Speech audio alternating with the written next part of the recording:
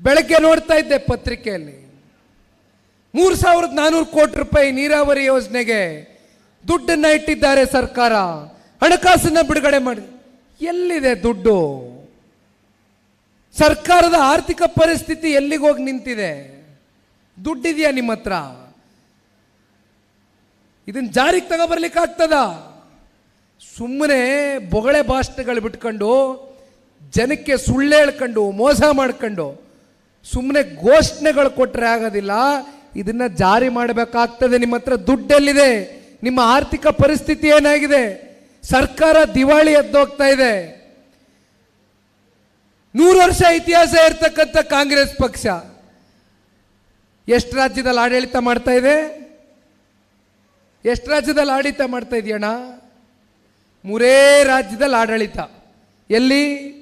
ಹಿಮಾಚಲ್ ಪ್ರದೇಶ, ತೆಲಂಗಾಣ, ಕರ್ನಾಟಕದಲ್ಲಿ 138 ಜನ ಶಾಸಕರು. 138 ದಾಖಲೆ ಪ್ರಮಾಣದ ಶಾಸಕರು. ಹಿಮಾಚಲ್ ಪ್ರದೇಶದಲ್ಲಿ ಕಾಂಗ್ರೆಸ್ನ ಆಡಳಿತದ ಸರ್ಕಾರ, ಆ ರಾಜ್ಯದ ಮುಖ್ಯಮಂತ್ರಿಗಳು ಹಲವಾರು ಪತ್ರಿಕೆಗಳಲ್ಲಿ ಓದಿದ್ದೇವೆ, ಆರ್ಟಿಕಲ್ಸ್ ಬಂದಿದ್ದಾವೆ, ಎಸ್ಟಾಬ್ಲಿಷ್ ಆಗಿದೆ, ಪಬ್ಲಿಷ್ ಆಗಿದೆ. ದಿವಾಳಿ ಎದ್ದೋಗಿದೆ. ಇದೇ ಗ್ಯಾರಂಟಿ ಕೊಡ್ತೀವಿ, ಗ್ಯಾರಂಟಿ ಕೊಡ್ತೀವಿ, ದಿವಾಳಿ ಎಬ್ಸಾಗೋಗಿದೆ. ಮತ್ತೊಬ್ರು ತೆಲಂಗಾಣದ ಕಾಂಗ್ರೆಸ್ನ ಮುಖ್ಯಮಂತ್ರಿಗಳು ಇತ್ತೀಚೆಗೆ ಅದೆಂಥದೋ ಇಂಗ್ಲಿಷ್ ಚಾನೆಲ್ನಲ್ಲಿ ಕಾನ್ಕ್ಲೇವ್ ಇಂಟರ್ವ್ಯೂ ಅಂತ ಮಾಡ್ತಾರೆ. ರಾಜ್ದೀಪ್ ಸರ್ದೇಸಾಯಿ ಅವರು ಮಾಡ್ತಕ್ಕಂಥ ಇಂಟರ್ವ್ಯೂ ಕಾನ್ಕ್ಲೇವ್.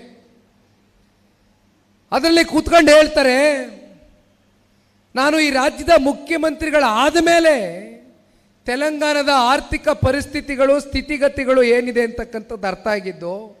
ನನಗೆ ಗೊತ್ತಿರಲಿಲ್ಲ, ನಾನು ಗ್ಯಾರಂಟಿ ಕೊಡ್ತೀನಿ ಅಂತ ಹೇಳ್ಬಿಟ್ಟೆ. ಆದರೆ ಈಗ ಗ್ಯಾರಂಟಿಗೆ ದುಡ್ಡು ಹೊಂಡ್ಸದ ಅಥವಾ ಕನಿಷ್ಠ ಪಕ್ಷ ಸರ್ಕಾರದಲ್ಲಿ ಕೆಲಸ ಮಾಡ್ತಕ್ಕಂಥ ನೌಕರರಿಗೆ ಸಂಬಳ ಕೊಡದ ಅಥವಾ ಅಭಿವೃದ್ಧಿಗೆ ಹಣಕಾಸನ್ನ ಇಡ್ತಕ್ಕಂಥದ್ದು ನನಗೇನು ಕೂಡ ತೋಚ್ತಾ ಇಲ್ಲ. ನಾನು ಏನು ಮಾಡೋದು ಹೇಳಿ?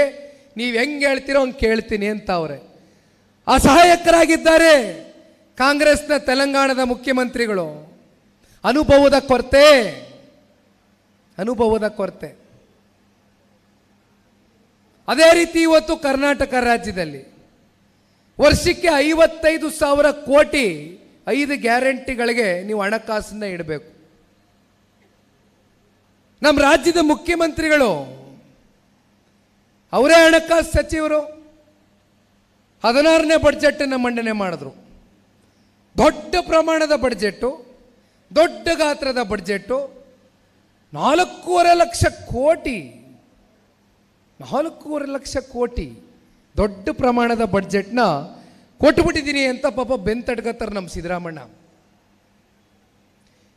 4.5 ಲಕ್ಷ ಕೋಟಿ ಬಡ್ಜೆಟ್ ಕೊಡಲಿಕ್ಕೆ ಕರ್ನಾಟಕ ರಾಜ್ಯದ ಒಂದು ಸಂಪತ್ತು ಭರಿತವಾದಂಥ ನಾಡು ಅಂತಕ್ಕಂಥದ್ರ ಬಗ್ಗೆ ನೀವು ಹೇಳಬೇಕಾಗ್ತದೆ. ನಮ್ಮ ರಾಜ್ಯ ಸಂಪತ್ತು ಭರಿತವಾದಂಥ ನಾಡು.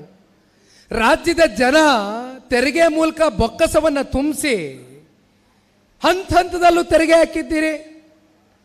ಒಂದೇ ಒಂದು ವಿಚಾರದಲ್ಲಿ ತೆರಿಗೆಯನ್ನು ಬಿಟ್ಟಿದ್ದೀರಿ. ನಾವು ಉಸಿರಾಡ್ತಾ ಇರ್ತಕ್ಕಂಥ ಗಾಳಿಯನ್ನು ಬಿಟ್ಟು ಮಿತ್ ಎಲ್ಲದರಲ್ಲೂ ಕೂಡ ನೀವು ತೆರಿಗೆಯನ್ನು ಹಾಕ್ಬಿಟ್ಟಿದ್ದೀರಿ. ಇನ್ನೇನು ಉಳಿಸಿಲ್ಲ ನೀವು. ನಾನು ಅನೇಕ ಸಂದರ್ಭದಲ್ಲಿ ಹೇಳಿದ್ದೀನಿ,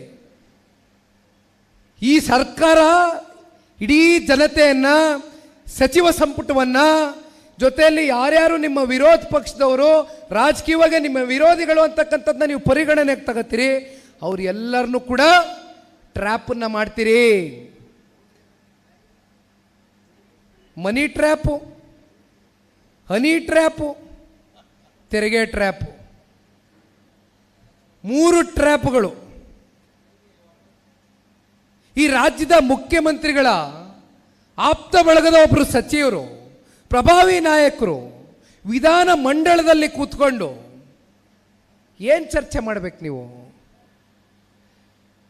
ಇಂದಿನ ಯುವ ಜನಪ್ರತಿನಿಧಿಗಳು ಮುಂದೊಂದು ದಿನ ರಾಜಕಾರಣಕ್ಕೆ ಬರಬೇಕು ಅಂತಕ್ಕಂಥದ್ದಾದರೆ ನಮ್ಮ ರಾಜ್ಯದ ಸಮಗ್ರ ಅಭಿವೃದ್ಧಿಯ ದೃಷ್ಟಿಯಿಂದ ಚರ್ಚೆ ಆಗಬೇಕಾ, ಅಥವಾ ಒಳಗಡೆ ವಿಧಾನ ಮಂಡಲದಲ್ಲಿ ನನಗೆ ಹನಿ ಟ್ರ್ಯಾಪ್ ಮಾಡಿಬಿಟ್ಟವ್ರೆ, ಈ ಚರ್ಚೆ ನೋಡ್ಬೇಕಾ ನಾವು? ಎಲ್ಲಿಗೆ ಸರ್ಕಾರ ಆಡಳಿತವನ್ನ ತಗೊಂಡು ಬಂದು ನಿಲ್ಲಿಸಿದೆ? ಇದನ್ನ ಒಂದು ಆಡಳಿತ ಅಂತಾರ? ಇದನ್ನ ಒಂದು ಸರ್ಕಾರ ಅಂತಾರ? ಕರ್ನಾಟಕ ರಾಜ್ಯದ ಇತಿಹಾಸದಲ್ಲಿ ಬಹುಶಃ ಇಂಥ ಕಪ್ಪು ಚುಕ್ಕೆ ಇವತ್ತು ನಮ್ಮ ಕರ್ನಾಟಕ ರಾಜ್ಯಕ್ಕೆ ತಗೊಂಡು ಬಂದಿರತಕ್ಕಂಥ ಸರ್ಕಾರ ಈ ರಾಜ್ಯದಲ್ಲಿ ಯಾವ್ದಾದ್ರು ಇದ್ರೆ ಅದು ಈ ದರಿದ್ರ ಕಾಂಗ್ರೆಸ್ ಸರ್ಕಾರ ಅಂತಕ್ಕಂಥದ್ದು ಈ ಸಂದರ್ಭದಲ್ಲಿ ನಾವು ಹೇಳಬೇಕಾಗ್ತದೆ.